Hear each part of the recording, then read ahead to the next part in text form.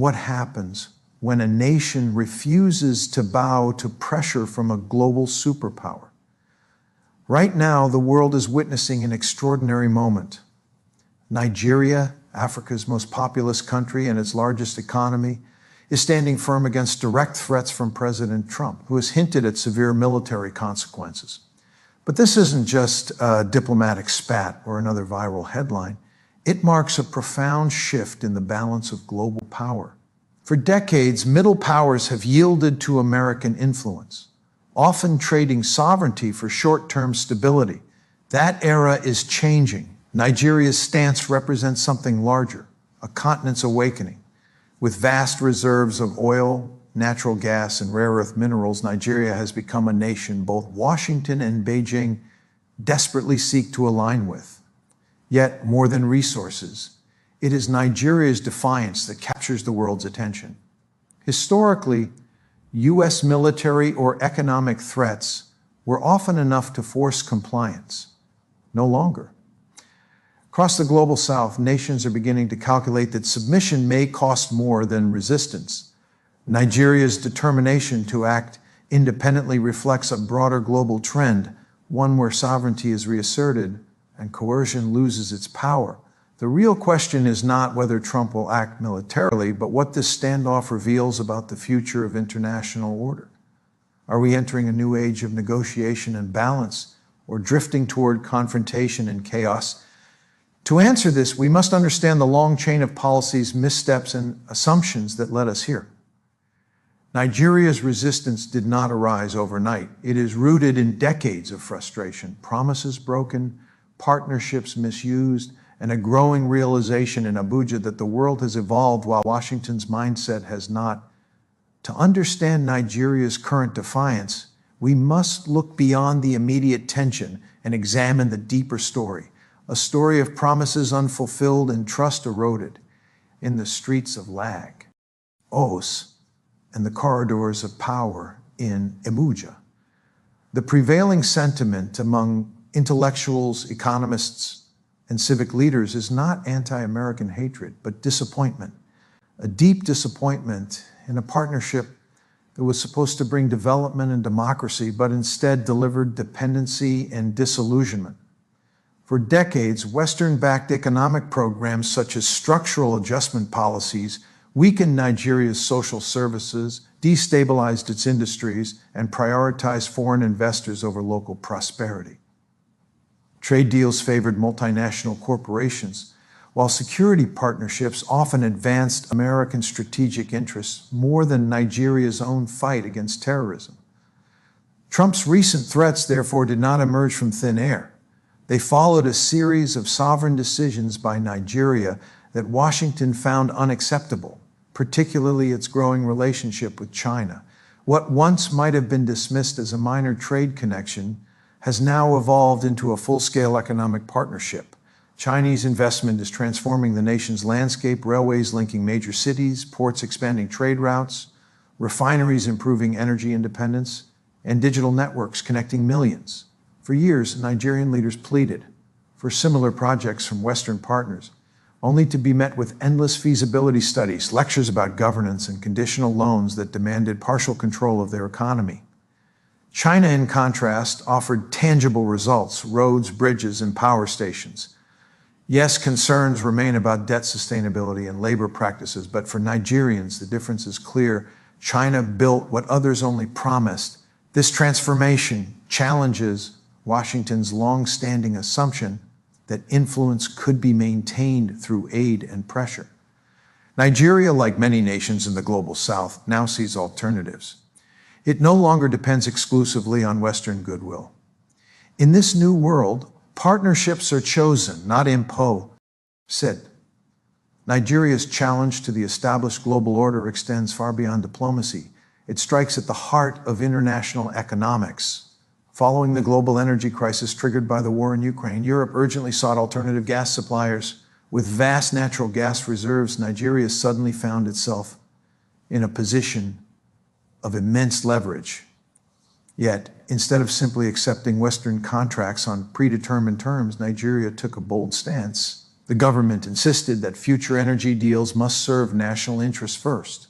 They demanded technology transfers, majority ownership for Nigerian companies, and climate-related investments to help modernize and diversify their economy.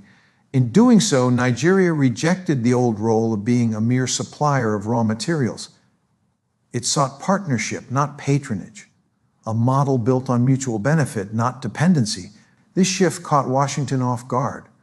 For decades, the United States relied on its economic and diplomatic dominance to secure compliance. Nigeria's refusal to accept Western conditions symbolized something larger, a new form of economic nationalism sweeping across the developing world.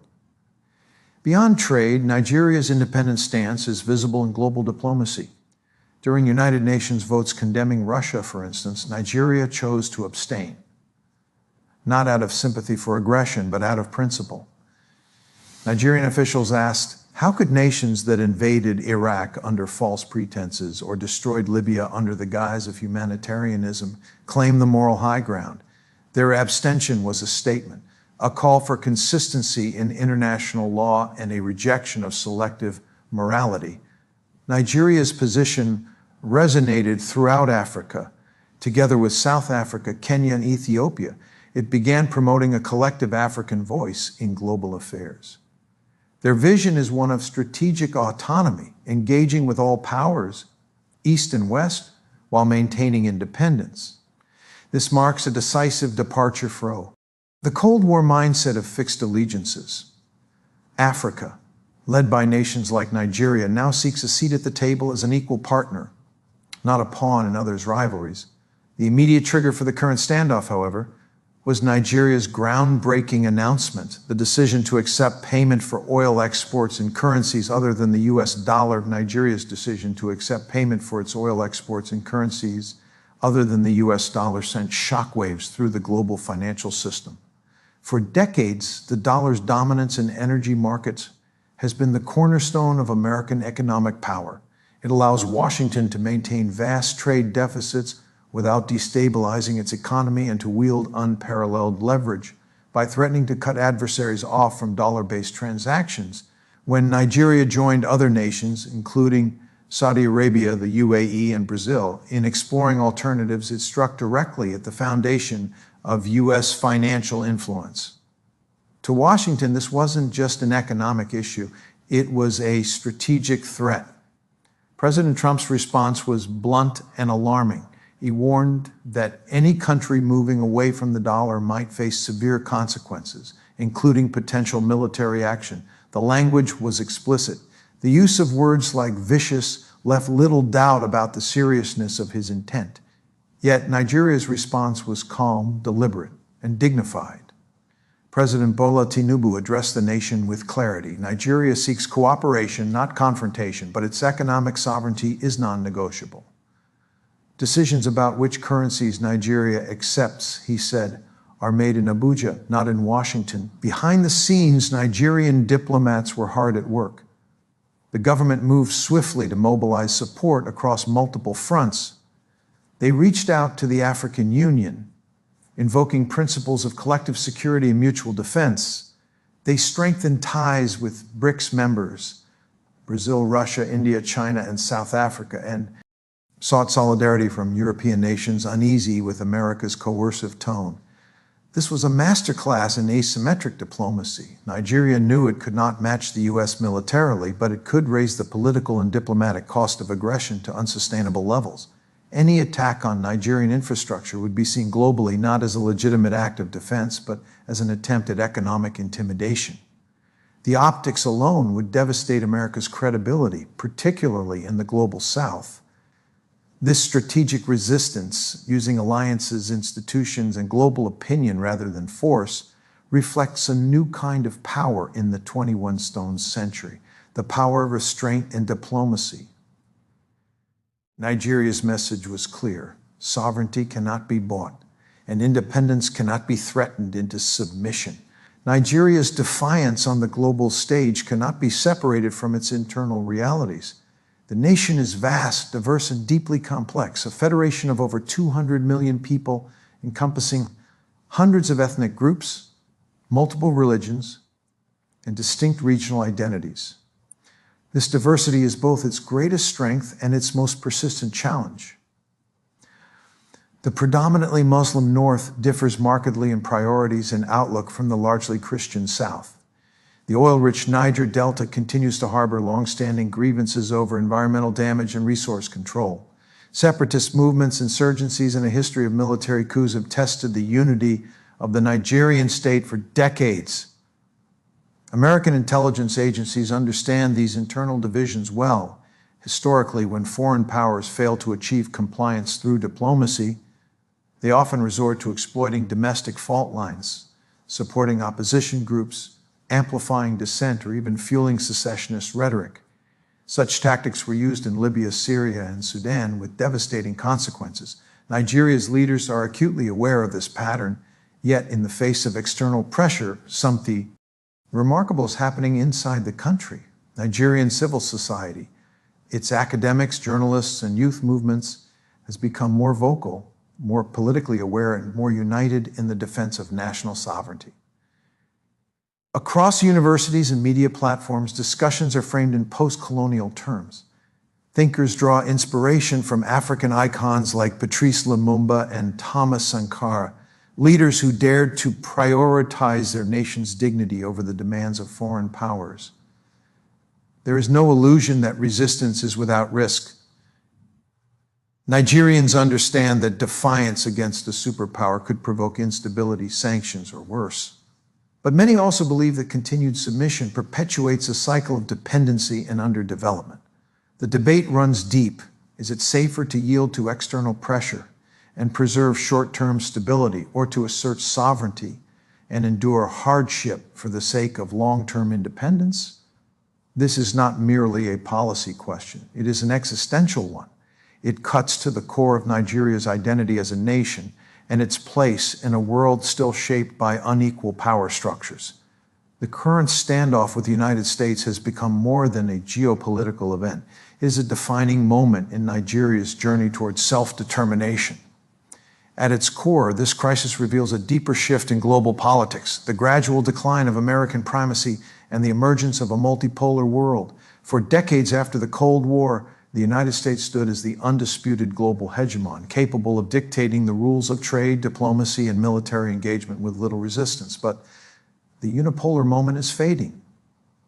This erosion of dominance is not due to America's collapse, but because other nations have risen. China's economy now rivals the United States when measured by purchasing power. India, Brazil, Indonesia, and Nigeria have emerged as regional powerhouses, shaping their own foreign policies rather than inheriting those of others. These nations no longer seek validation from Washington. They seek respect and recognition as equal players. In this context, President Trump's threats against Nigeria can be seen less as strategic calculation and more as a reaction, a symptom of frustration at the loss of automatic compliance that U.S. administrations once took for granted.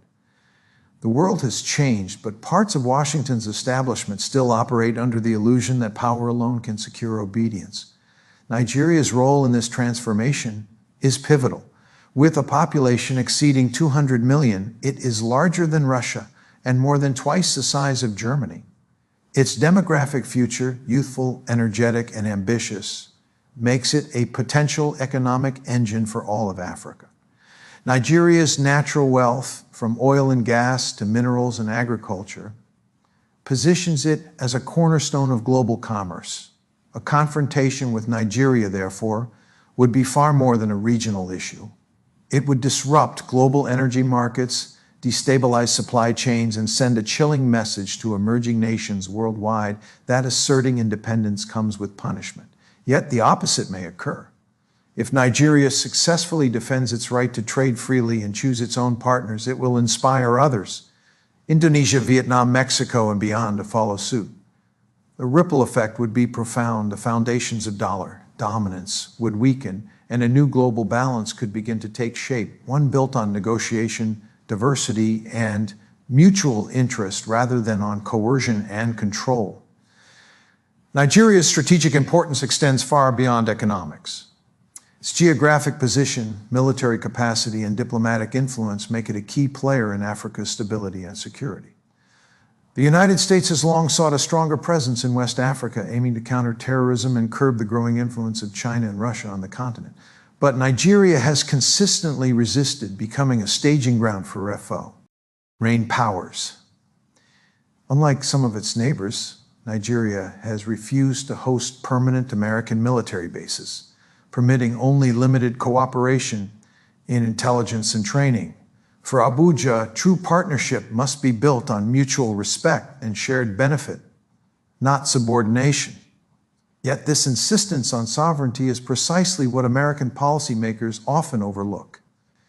Internally, Nigeria faces real security challenges. Extremist groups such as Boko Haram, widespread banditry, and intercommunal violence have strained the nation's cohesion.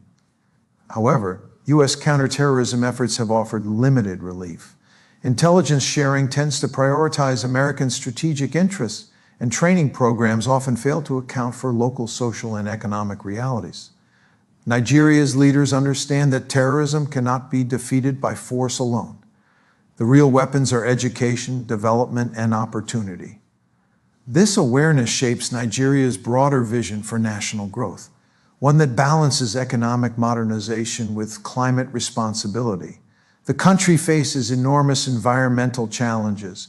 Rising sea levels threaten coastal cities like Lagos, while desertification encroaches on farmlands in the north, fueling conflicts between herders and farmers. Nigeria's pragmatic strategy is to use current fossil fuel revenues to fund infrastructure, education, and renewable energy development. Yet Western nations that industrialize through fossil fuels now demand that Nigeria decarbonize rapidly without providing sufficient financial or technological support. This expectation is both unrealistic and unjust. It forces developing countries into a false choice between survival today and sustainability tomorrow. Nigeria rejects this dichotomy. It seeks a balanced transition, one that prioritizes both immediate development and long-term environmental stewardship. By threatening Nigeria at such a critical juncture, Washington risks undermining not only its moral authority, but also its long-term strategic interests. A confrontation would alienate millions, erode diplomatic trust, and accelerate the very multipolar shift America fears.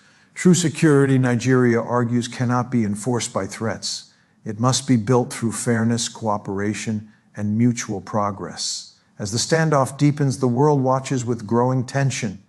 Nigeria's determination to defend its economic sovereignty has placed it on a collision course with the United States, a nation accustomed to setting the rules of the global system. The question is no longer simply whether President Trump will act, but what this confrontation reveals about the nature of power in the 21st century. We now face a defining moment. Can the international order adapt to a multipolar reality grounded in mutual respect, or will it cling to outdated notions of dominance and coercion? The danger lies in miscalculation. A single provocation, an explosion at an oil facility, a misinterpreted military drill, or an isolated act of violence could ignite a crisis neither side intends. The risk of escalation is real, yet so too is the opportunity for restraint. Within Washington, there are still those who understand the stakes. Officials in the Pentagon, State Department, and Congress recognize that military action against Nigeria would be catastrophic, economically, diplomatically, and morally. It would damage America's credibility, destabilize Africa, and accelerate global realignment away from Western leadership. Yet, if these threats prove empty and Nigeria calls the bluff, the United States faces a painful dilemma: back down and expose its fading leverage, or escalate and enter a conflict that serves no one's interest. This confrontation, then, is more than a dispute over oil or currency. It is a struggle over the principles that will govern our world: coercion or cooperation, fear or respect, dominance, dialogue. The United States often speaks of freedom, democracy, and sovereignty, yet its actions have too often betrayed those very ideals. Iraq, Libya, and countless interventions have left scars and cynicism across the global South. Nigeria's defiance exposes this contradiction. For Nigerians, the path forward is perilous but purposeful. They know the risks of resistance, but also the price of submission. Their stand is not driven by anti-American sentiment, but by the desire for dignity, fairness, and genuine partnership. The choice before America, and indeed before all nations, is whether to punish that desire or to honor it. Ultimately, true power does not lie in the ability to coerce, but in the capacity to inspire. True security is not born of fear, but of respect. Nigeria's people are not adversaries. They are partners in humanity's shared pursuit of progress and justice. Their success need not threaten the world. It can strengthen it. This moment is a test of American leadership, of global values, and of humanity's ability to evolve beyond the old logic of empire. The outcome will shape the decades ahead. Will the world be ruled by dominance and intimidation, or guided by cooperation and equality? The path forward is clear for those willing to see it. Recognize legitimate interests, respect sovereignty, pursue partnership over coercion, and embrace patience, prudence, and principle. Nigeria's stand marks the dawn of a new era, one where nations rise not through submission, but through sovereign confidence and shared purpose. The world is watching. How America responds will define not only its power, but its moral legacy.